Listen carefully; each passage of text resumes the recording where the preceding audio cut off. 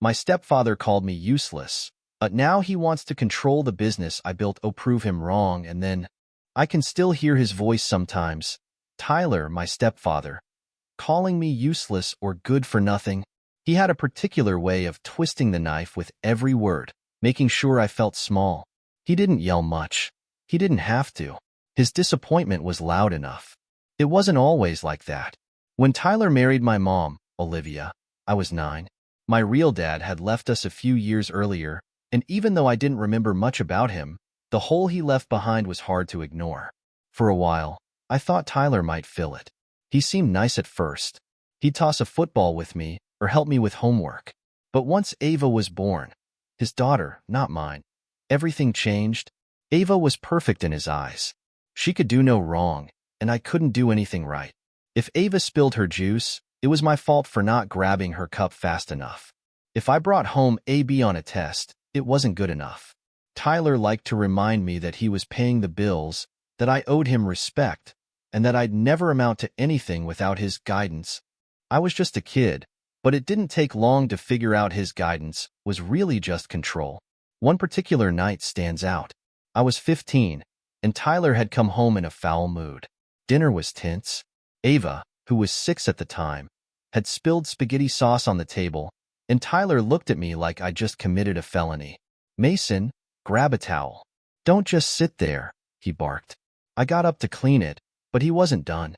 "Maybe if you worked half as hard as I do, you'd actually be worth something one day." The words stung, but I kept my mouth shut. Talking back never ended well. My mom, as usual, tried to smooth things over. "Tyler, he's just a kid," she said softly, shooting me a look that told me not to argue. "He's almost a man," Tyler shot back. "And a man takes responsibility. If he doesn't learn that now, he'll end up flipping burgers for the rest of his life." I went to my room that night and stared at the ceiling, vowing that I'd prove him wrong. I didn't know how yet, but I had to. For years, that promise was the only thing that kept me going. When I graduated high school, I knew college wasn't an option. Tyler had made it clear he wasn't going to help pay for it, and my mom didn't have the means. Instead, I got a job at a local hardware store and started saving every penny I could. It was exhausting work, but it gave me time to think. I didn't want to spend my life stocking shelves or lugging boxes. I wanted to build something. At night, I'd sit in my tiny room and scribble ideas in a notebook. I'd always been interested in technology, especially sustainable solutions, things that could actually make a difference. The dream was to create a business that combined both. But dreams don't pay rent, and Tyler reminded me of that constantly. One weekend, I stopped by the house to visit my mom. Tyler was in the living room, watching football. As soon as I walked in, he gave me that look, the one that made me feel like I didn't belong. "Still working at that hardware store?" he asked, not bothering to hide the sarcasm. "Yes," I replied curtly, already bracing myself. "Big plans for the future, I see," he said, shaking his head. "You're wasting your time, Mason. People like you don't build businesses. You're not cut out for it." I wanted to scream, to tell him he didn't know anything about me. Instead, I just nodded and walked into the kitchen. My mom was washing dishes, her hands red from the hot water. "Don't listen to him," she whispered. "He's just stressed." Stressed. That was always the excuse. Tyler was stressed. Tyler had a hard day. Tyler didn't mean it, but he did mean it. And I was done letting him define me. By the time I turned 21, I'd saved enough to quit the hardware store and take a leap of faith. I started small, working out of my apartment and building prototypes. My best friend, Carter, was my only cheerleader in those days. He'd come over after his shift at the coffee shop, and we'd brainstorm until midnight. He didn't always understand my ideas, but he believed in me, and that was enough. The first year was brutal. I barely made rent, and there were nights I considered giving up. But every time I thought about throwing in the towel, I heard Tyler's voice in my head, telling me I'd never make it. That voice became my fuel. One day, while scrolling through social media, I stumbled upon a local pitch competition for entrepreneurs. The grand prize was $10,000 in seed money, more than I'd ever seen in one place. I decided to go for it. Carter helped me put together a presentation, and we practiced in my apartment until I could recite it in my sleep. The night of the competition, I was a nervous wreck. The other contestants looked so polished, their ideas so much more sophisticated. But when it was my turn, something clicked. I stood up there and told my story about growing up with nothing, about wanting to prove everyone wrong. By the time I finished, the room was silent. I won. Walking off that stage with the check in my hand felt like the first real victory of my life. For once, I wasn't useless. I wasn't a failure. I was Mason, and I was just getting started. But I knew this was only the beginning. Tyler's voice might have haunted me for years, but now it was time to drown it out for good. And I had no idea just how much louder things were about to get. Winning that pitch competition was like lighting a match in a dark room. For the first time, I could actually see the path ahead. That $10,000 wasn't a fortune, but it was enough to take my idea, an affordable, sustainable battery for everyday devices, from a prototype to something tangible. I was determined to make it work, even if it meant burning the candle at both ends. The first challenge was finding a place to work. My apartment was barely big enough to live in, let alone handle the chaos of a startup. Carter and I spent 2 weeks searching for something cheap until we found an old workshop that had been sitting vacant for years. It wasn't glamorous, cracked windows, a leaky roof, and walls that looked like they hadn't been painted since the 80s, but it was ours. With a little elbow grease and a lot of duct tape, we turned it into a functional workspace. Carter was my rock during those days. He didn't know much about tech, but he had a knack for hyping me up when I started doubting myself. Mason, he'd say, you're gonna change the world. Or at least the way people charge their phones. Either way, I'm here for it. We worked around the clock, fueled by instant ramen and way too much coffee. Every small victory felt monumental, like the day I finally got the prototype to hold a charge for over 24 hours. Carter celebrated by bringing over a 6-pack of cheap beer. This is the kind of genius that needs to be toasted, he said, raising his can. But for every step forward, there were 2 steps back. My first investor pitch was a disaster. I'd gotten a meeting with a local venture capitalist, and I was sure this was going to be my big break. But 10 minutes into my presentation, she stopped me. This is interesting, Mason, she said, leaning back in her chair. But you're not ready. Your product isn't scalable, and you don't have a clear go-to-market strategy. Her words stung, but she wasn't wrong. I realized I needed help, not just with funding but with strategy. That's when I met Jackson. Jackson was a mutual connection through Carter. He was a few years older than me and had already been through the startup grind. He'd built and sold a small software company, and now he was looking for his next challenge. When Carter introduced us, I was skeptical. Jackson seemed too polished, too confident. But he saw something in my idea that others didn't. This could be huge, he said after I showed him the prototype. But you need to think bigger. Forget just batteries for phones. What about entire power systems? Portable energy for homes? Emergency kits? The market's massive. Jackson wasn't just talk. He helped me refine my pitch, introduced me to his network, and even invested some of his own money. With his help, I landed 2 more investors, enough to officially launch the business. We called it Vulture, a nod to the sleek, adaptable nature of our product. Vulture's launch was a whirlwind. We started with a small online store, selling directly to consumers. At first, sales trickled in slowly, mostly friends, family, and a handful of curious early adopters. But then a tech blog picked up our story, calling Vulture the future of sustainable energy. Overnight, orders skyrocketed. Suddenly, I was no longer just Mason, the guy trying to prove his stepfather wrong. I was Mason, the CEO of a growing company. Success, however, came with complications. The more I accomplished, the more Tyler seemed to resent me. At a family barbecue, not long after Vulture's launch, he couldn't help but take a jab. So, Mason, he said, loading his plate with food, heard your little business is doing well.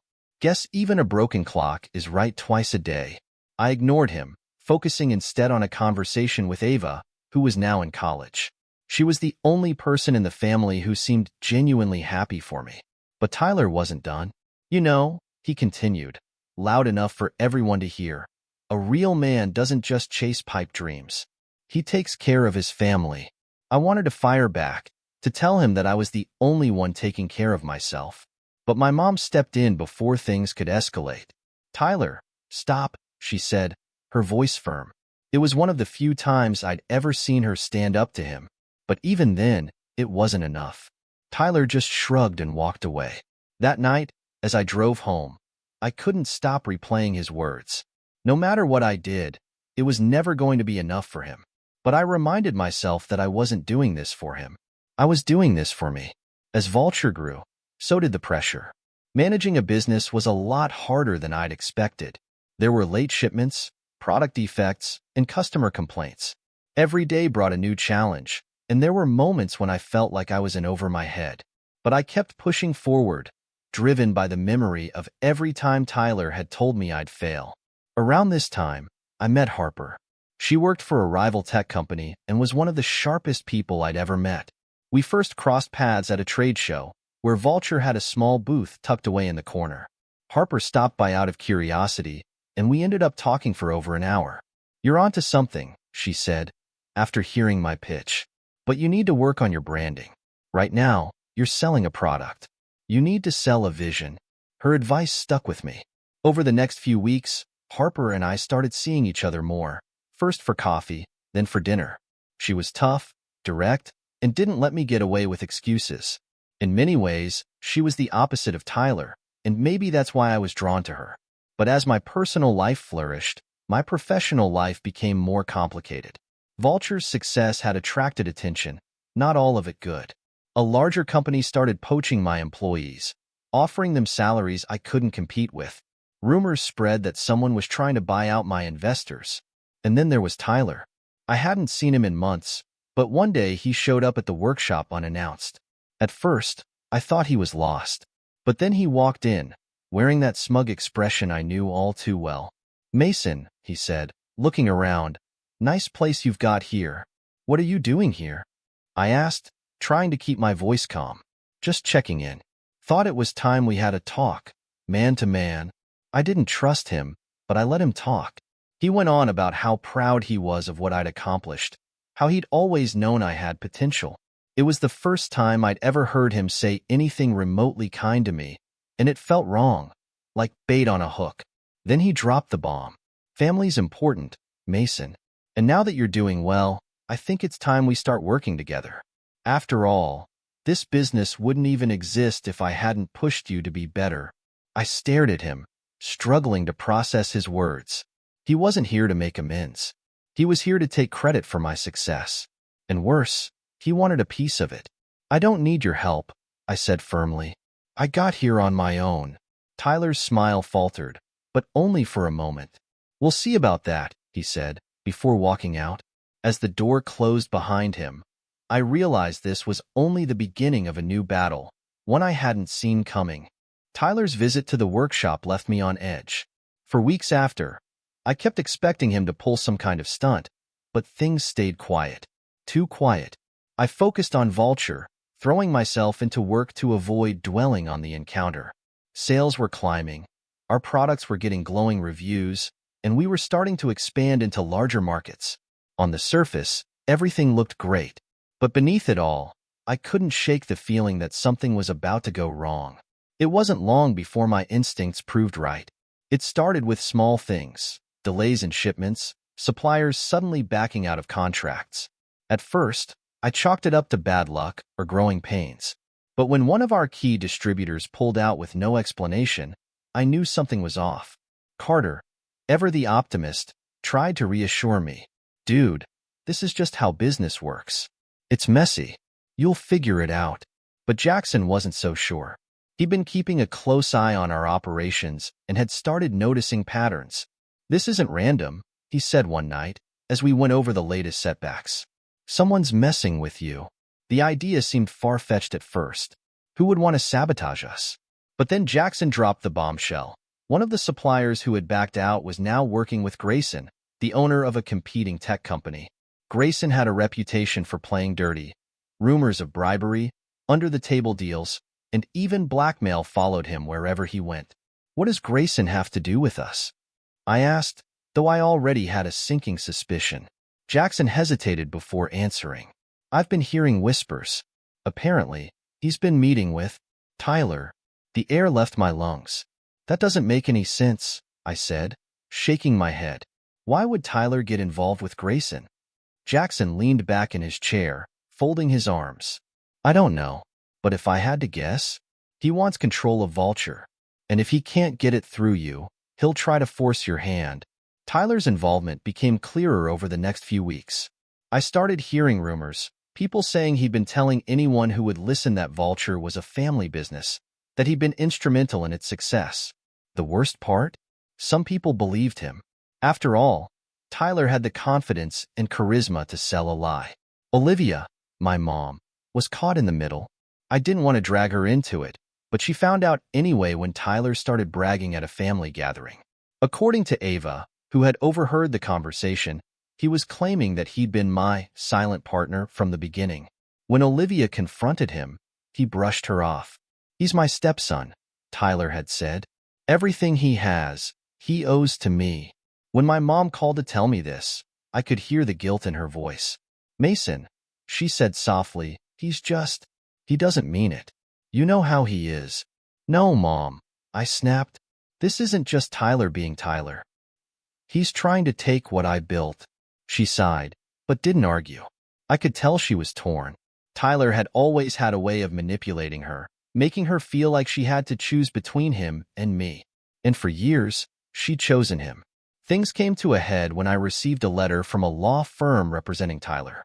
It was a polite but pointed demand for a meeting to discuss his rightful stake in Vulture. According to the letter, Tyler believed he was entitled to a share of the company because of his financial and emotional investment in my life.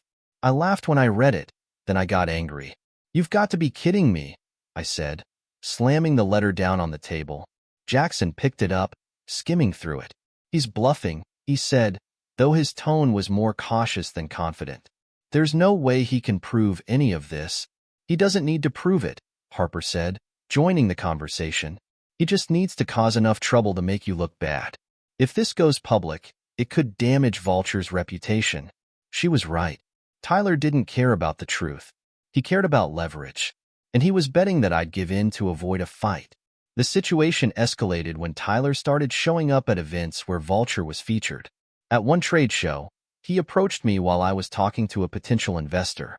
With a wide, practiced grin, he extended his hand. Mason, he said loudly, clapping me on the shoulder. My boy, I'm so proud of what you've accomplished. I stared at him, stunned. The investor looked between us, confused. Is this your father? He asked. Stepfather, I corrected quickly. And we're not. Tyler cut me off, laughing. Family's family, right?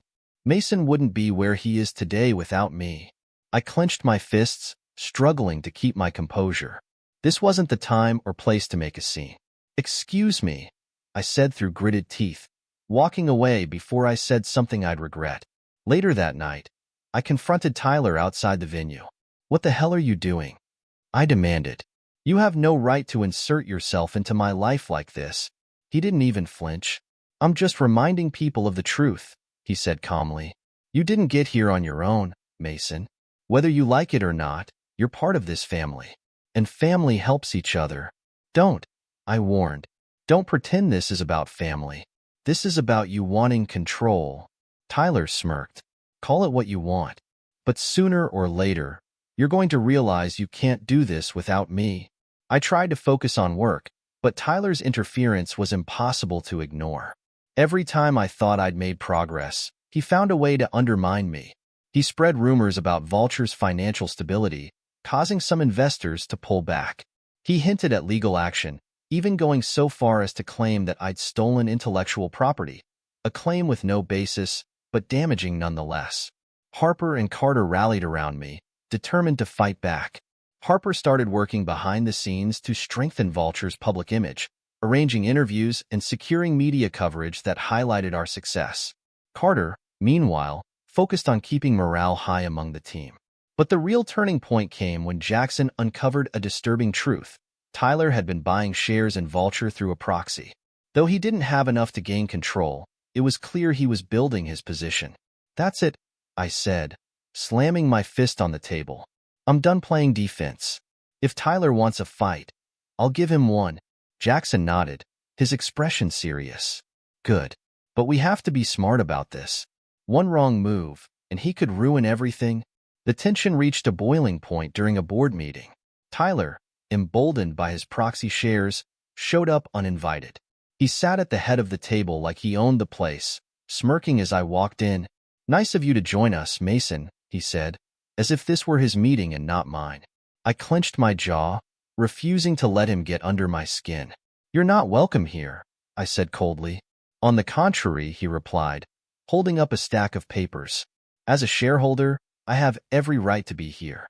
And I think it's time we discuss the future of this company." The room went silent. Everyone was watching, waiting to see what I'd do. My heart was pounding, but I forced myself to stay calm. "This company has a future because of me," I said firmly. "Not you.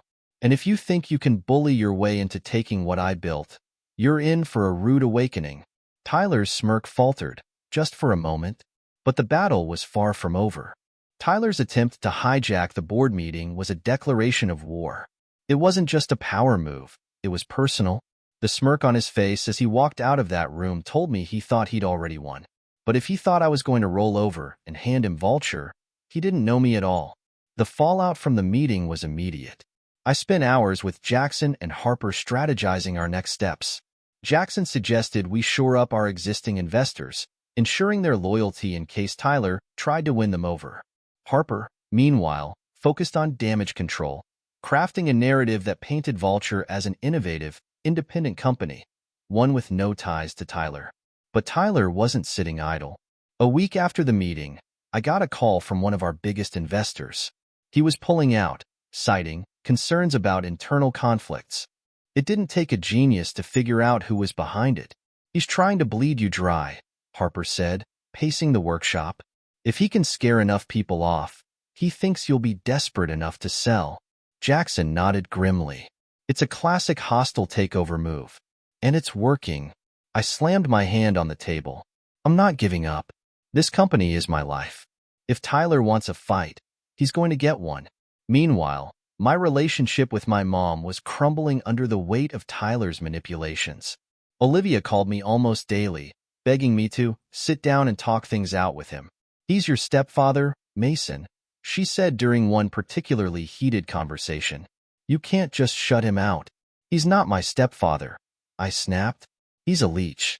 And if you can't see that, then I don't know what to tell you." There was a long pause before she replied. "I just want my family back."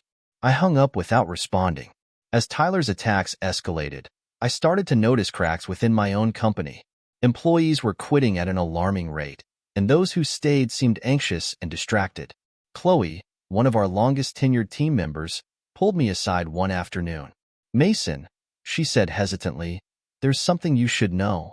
Some of the employees who left, they're working for Grayson now. And they're saying things, bad things, about you and the company." I felt my stomach drop. "What kind of things?" She hesitated, glancing around the room before leaning in. "That you stole the technology for the batteries. That Vulture's just a scam." I swore under my breath. This was Tyler's doing, I was sure of it. He and Grayson had joined forces, using every dirty trick in the book to undermine me. And it was working. The breaking point came when Harper uncovered a legal document filed by Tyler's lawyer. It was an official claim of ownership, stating that Tyler had provided significant financial support during Vulture's early days and was therefore entitled to a controlling stake in the company. The document was full of lies, but that didn't matter. The mere existence of the claim was enough to make investors nervous and jeopardize our partnerships. I felt like the walls were closing in. "He's not going to stop," I said to Jackson late one night, exhaustion clear in my voice. "He won't be satisfied until he destroys everything I've built." "Then you need to hit back," Jackson replied. "Hard." With Jackson's help, I started digging into Tyler's background, looking for anything I could use against him. What we found shocked me. Tyler's finances were in shambles. He was drowning in debt, and the reason he was so desperate to get his hands on Vulture was simple. He needed the money, but that wasn't all. We discovered that Tyler had been funneling money through shell companies, hiding his assets from creditors. It was illegal, and it gave me the leverage I needed to fight back. We called an emergency meeting with Vulture's board and laid everything out. Jackson presented the evidence, detailing Tyler's financial mismanagement and fraudulent activities. By the time he was done, the board members looked pale. "This is a ticking time bomb," one of them said. "If Tyler gets involved with Vulture, he'll drag us down with him." The board voted unanimously to issue a statement distancing the company from Tyler. It was a small victory, but it felt like a turning point. Tyler, however, wasn't done. The next day, I got a call from Ava. She sounded upset. "Mason," she said, her voice trembling. "Dad's planning something. I overheard him talking to someone on the phone. He said he's going to make you pay." "What does that mean?" I asked, my heart racing. "I don't know," she admitted, but it sounded serious. "Be careful." The next blow came swiftly. Tyler released a series of statements to the press, claiming that Vulture was involved in shady business practices. He painted himself as a whistleblower, a concerned family member trying to protect the company from my reckless leadership. The media ate it up. Articles appeared online with headlines like "Family Feud at Vulture." "Insider alleges corruption." Investors started pulling out en masse, and our stock price plummeted. It was a nightmare, but I refused to give up. Harper, Jackson, and Carter rallied around me, determined to fight back. Harper spearheaded a media campaign to counter Tyler's claims, while Jackson worked tirelessly to reassure investors. Carter, ever the loyal friend, kept morale high among the remaining employees. The final confrontation came during a shareholder meeting. Tyler showed up, flanked by his lawyer and a smug grin. He thought he'd won. But what he didn't know was that we had one last card to play. As the meeting began, Jackson stood up and presented the evidence we'd gathered about Tyler's financial fraud. The room went silent as he laid it all out. Every shell company, every hidden asset, every lie. Tyler's face turned red as he tried to interrupt, but it was too late. By the time Jackson finished, it was clear to everyone in the room that Tyler was a liability, not an asset. The board voted to remove Tyler from any association with Vulture and issued a public statement denouncing his actions. It was a humiliating defeat for him and a vindication for me. But the victory came at a cost. Vulture was still reeling from the damage Tyler had caused, and I knew it would take years to rebuild. Still, as I watched Tyler walk out of that meeting with his head hung low, I felt a sense of closure. He had tried to break me, but I was still standing. Harper squeezed my hand as we left the building. "You did it," she said softly. "You beat him." I nodded, feeling a mix of relief and exhaustion. "Yeah, but now the real work begins." The aftermath of Tyler's takedown was both a relief and a sobering reality check. I had won the battle, but the war had left scars. Vulture was damaged. Our reputation, our finances, and even our morale were all hanging by a thread. I could feel the weight of it every time I stepped into the workshop. Employees avoided eye contact, meetings were tense, and even Carter's usual optimism seemed dulled. Still, I wasn't ready to give up. Harper was the one who pushed me to face reality. One night, after yet another grueling day of damage control, she showed up at my apartment with takeout and a bottle of wine. We sat on the couch in silence for a while before she spoke. "You can't do this alone, Mason," she said, her voice gentle but firm. "You need to rebuild, but you need help to do it." "I have help," I said defensively, gesturing toward the stack of papers on my coffee table, strategies, proposals, and investor pitches I'd been working on. Harper shook her head. "That's not what I mean. You need people you trust. People who believe in what you're building as much as you do." She was right, of course. For too long, I tried to shoulder everything myself, afraid to lean on others in case they let me down. But if I was going to save Vulture, I had to let go of that fear. The first step was rallying the team. I called a company-wide meeting, something I hadn't done in weeks. As everyone gathered in the workshop, I stood at the front, my palms sweaty and my heart racing. These people had stuck with me through the worst of it, and they deserved the truth. "I won't lie to you," I began, scanning the room. "This has been the hardest year of my life. And I know it's been hard on all of you, too." Tyler tried to tear us down. and he came close. But he didn't win. We're still here. And as long as we're here, we have a chance to rebuild. The room was quiet, but I could see the spark in their eyes. The same spark that had driven me to start Vulture in the first place. Chloe was the first to speak. "We believe in you, Mason," she said. "And we believe in Vulture." One by one, the others nodded in agreement.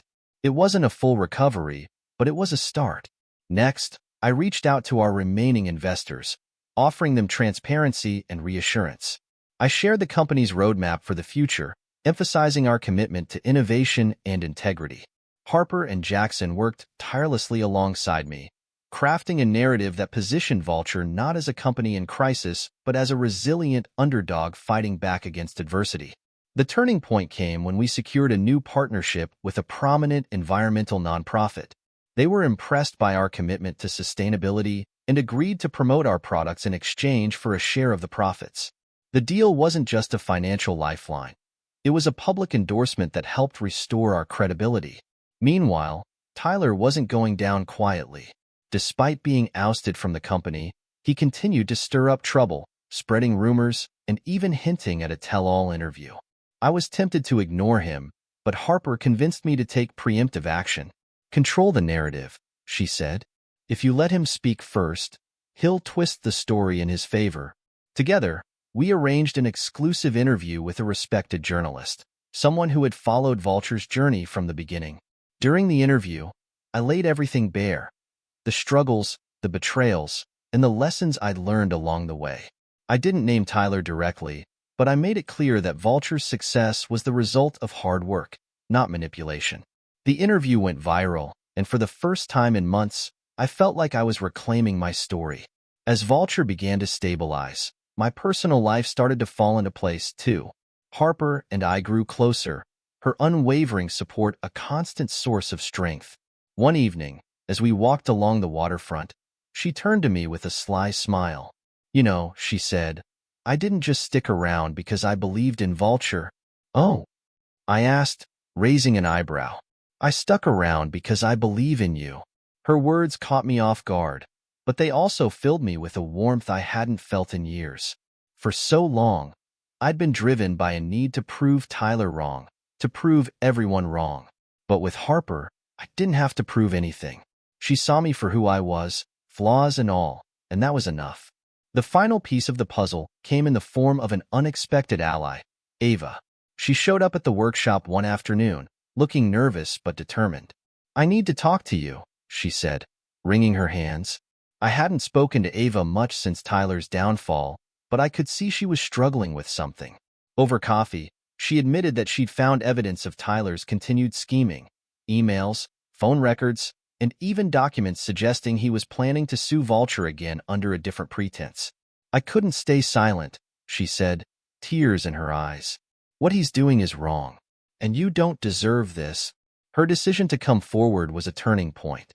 With Ava's evidence, we were able to take legal action against Tyler, ensuring that he couldn't interfere with Vulture or my life again. As the dust settled, I found myself reflecting on everything that had happened. Tyler had tried to break me, to control me, to take what I'd built. But in the end, he'd only made me stronger. I'd faced betrayal, humiliation, and doubt, but I'd come out the other side with something even more valuable than success: resilience. Vulture wasn't just a company anymore. It was a testament to what I could accomplish, no matter how many people told me I couldn't. And as I looked around the workshop, at the people who had stood by me, at Harper by my side, at the prototypes of new products that would soon hit the market, I felt something I hadn't felt in a long time: hope. On the day we officially launched Vulture's newest product line, I stood in front of the team, a grin spreading across my face. "We did it," I said simply. The room erupted into cheers, and for the first time in what felt like forever, I allowed myself to celebrate. Tyler's voice no longer haunted me. I didn't need his approval. I never did. My worth wasn't tied to him or anyone else. It was mine, and I'd earned it.